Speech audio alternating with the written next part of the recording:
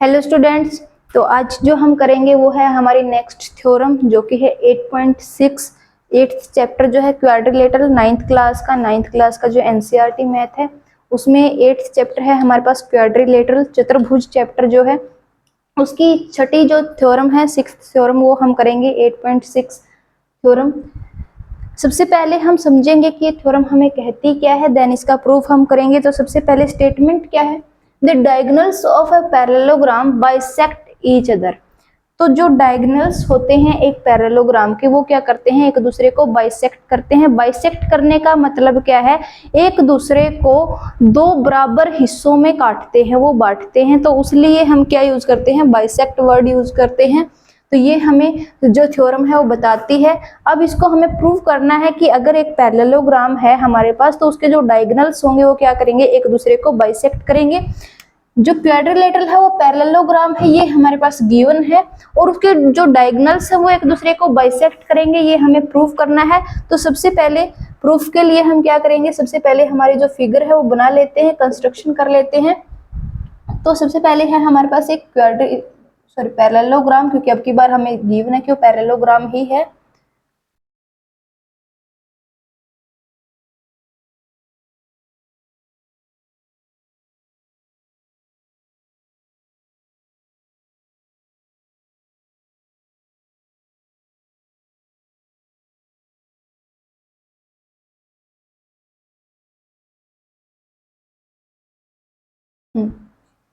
तो ये है हमारे पास एक parallelogram A B C D, मैं इसको नाम दे देती हूँ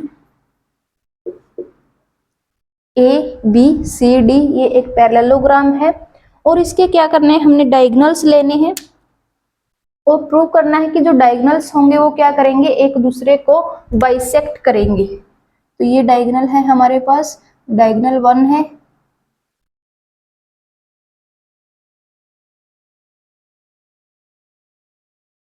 ये हमारे पास सेकंड डायगोनल है,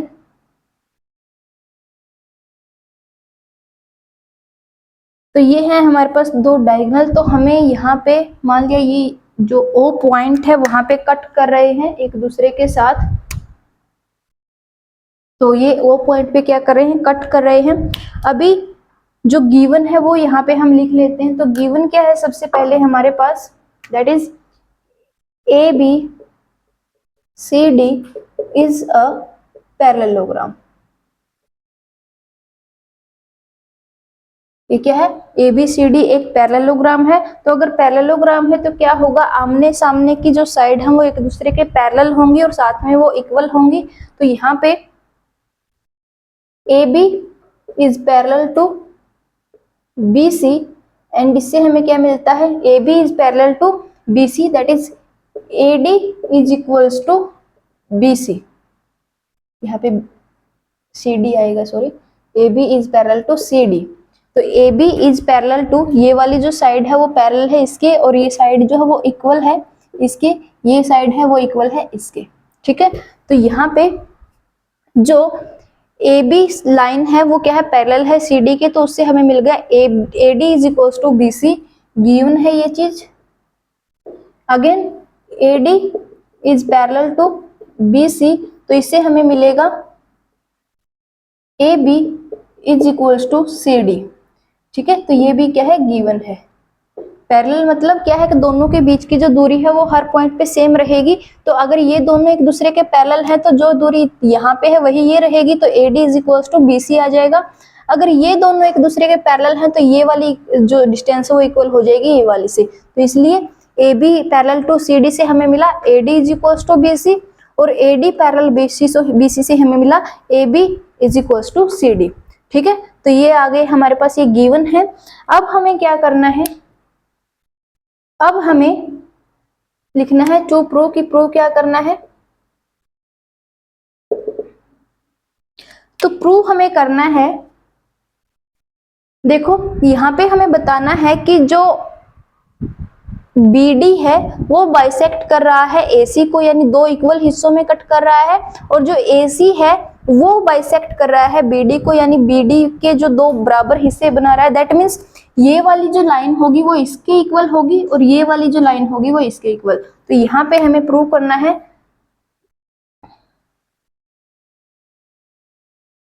AO is equals to OC and BO is equals to OD। ये हमें प्रूव करना है, क्योंकि दो इक्वल हिस्से होंगे तभी ये साइड जो है वो इसके बराबर होगी और ये साइड इसके बराबर होगी।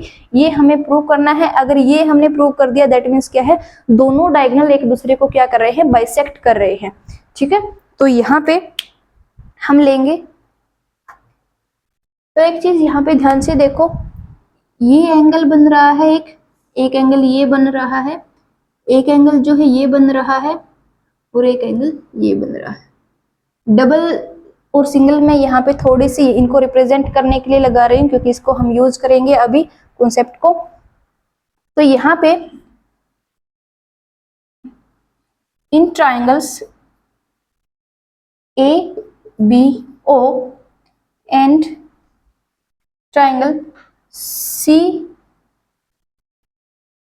CAOB कर लेते हैं यहाँ पे ताकि सही पैटर्न रहे। AOB and COD, in triangle AOB and COD, ये वाली और ये वाली, ये दो हमने ट्राइंगल्स ली हैं। तो ये दोनों ट्राइंगल्स जो होंगी, सबसे पहले तो क्या है, AB is equals to CD given है हमारे पास। फिर क्या है, अब यहाँ पे देखो, एज जो हमारे पास AB है वो पैरेलल है CD के, तो ये और जो AC है वो क्या है, एक इंटरसेक्टिंग लाइन है, इन दोनों को इंटरसेक्ट कर रही है। और ये एंगल BAO ये बना रही है किसके साथ, AB लाइन के साथ, और DCO ये बना रही है CD लाइन के साथ। ठीक है, तो ये दोनों एंगल क्या होंगे, इक्वल होंगे, क्योंकि ऑल्टरनेट इंटीरियर एंगल्स है। तो यहाँ पे as AB is parallel to CD, then angle BAO will be equal to angle DCO, यानी BAO ये वाला जो एंगल होगा, ये वाला, वो इक्वल होगा DCO ये वाले एंगल के। ठीक है, तो A पे जो एंगल बनेगा वो C वाले एंगल पे होगा, ताकि कॉन्ग्रुएंट ये हमने प्रूव करनी है, तो उसकी हेल्प से जो हमारी कंडीशन है वो भी प्रूव हो जाएगी। तो कोरस्पॉन्डिंग एंगल C लेने हैं या कोरस्पॉन्डिंग पार्ट C हमने लेने हैं। तो angle A is equal to angle C हमने दिखा दिया कि एंगल A जो है वो इक्वल हो जाएगा एंगल C के, क्योंकि क्या है, AB पैरेलल है CD के, और ये क्या हो गई हमारे पास, alternate interior angles. Lines and angle वाली जो कंडीशन है वो हमने लगा दी कि दो पैरेलल लाइन्स हैं और उनमें से एक तीसरी अगर इंटरसेक्टिंग लाइन जा रही है तो वो जो अंदर की साइड एंगल बनाएगी दोनों पैरेलल लाइन्स के साथ, वो क्या होंगे, इक्वल होंगे। ठीक है, तो ये ऑल्टरनेट इंटीरियर एंगल्स हैं, तो ये हो गए।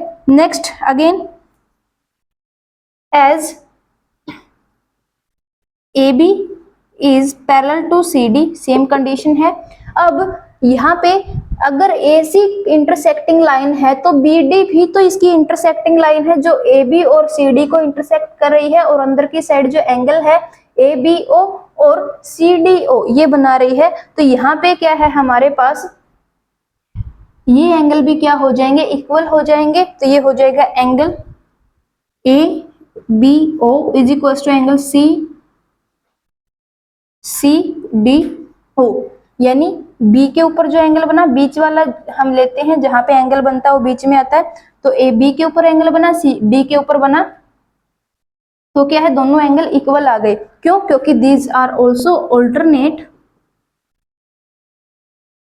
Interior angles. ठीक है, तो ये भी क्या है, ऑल्टरनेट इंटीरियर एंगल्स है। तो यहाँ पे जो दो ट्राइंगल हमने ली थी AOB और COD, इनमें हमने दो कोरस्पॉन्डिंग एंगल्स को इक्वल दिखा दिया और एक कोरस्पॉन्डिंग साइड को इक्वल दिखा दिया। तो यहाँ पे बाय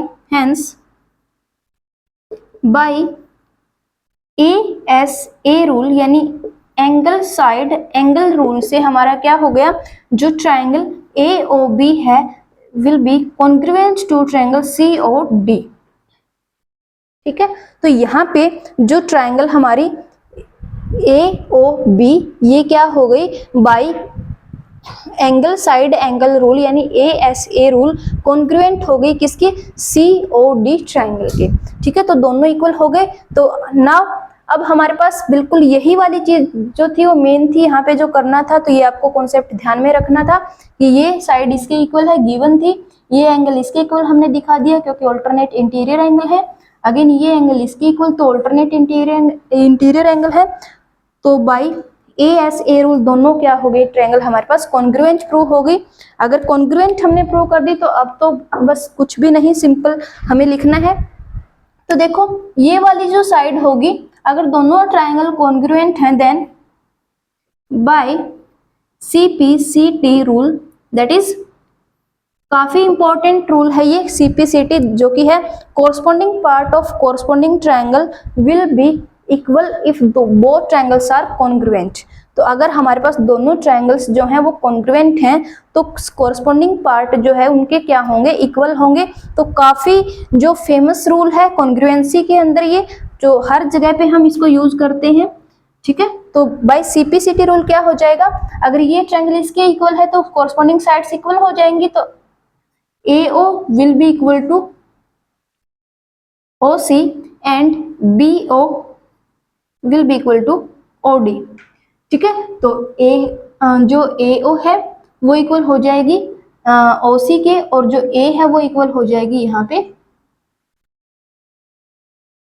BO है वो इक्वल हो जाएगी OD के।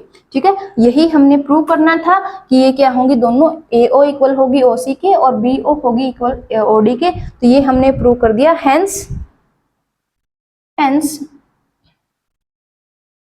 Diagonals of a parallelogram bisects each other, ये लिखना है ताकि आपका जो टॉपिक जो भी प्रूफ है वो कंप्लीट हो जाए और आपके जो मार्क्स कटने की कोई भी जगह ना बचे, कोई भी पॉइंट ना बचे। तो ऐसे आपको लिख देना है, यही आपको प्रूव करना था, हेंस प्रूव्ड। ठीक है, तो सिंपली क्या लिया, काफी इजी है, जस्ट जो भी हमारे पास गिवन है उसके अकॉर्डिंग हमने कंस्ट्रक्शन कर ली और उसके बाद क्या है, दो ट्रायंगल हमने उठाई जिसमें दोनों की दोनों जो साइड्स थी जो हमें इक्वल प्रूव करनी थी वो इन्वॉल्व थी, ताकि उन दोनों ट्रायंगल को जैसे ही हम कॉन्ग्रुएंट प्रूव करें तो बाय CPCT रूल से वो वाली साइड भी हमारी इक्वल हो जाए।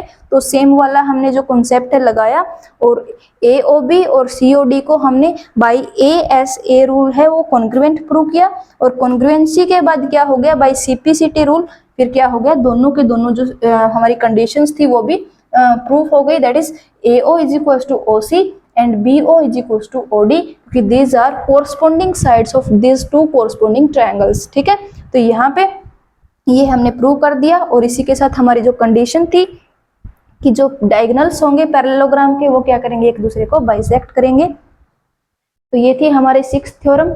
तो उम्मीद है आपको समझ आ गई होगी अच्छे से। तो मिलते हैं नेक्स्ट वीडियो में नेक्स्ट थ्योरम के साथ, तब तक के लिए थैंक यू वेरी मच। ये बड़ा है।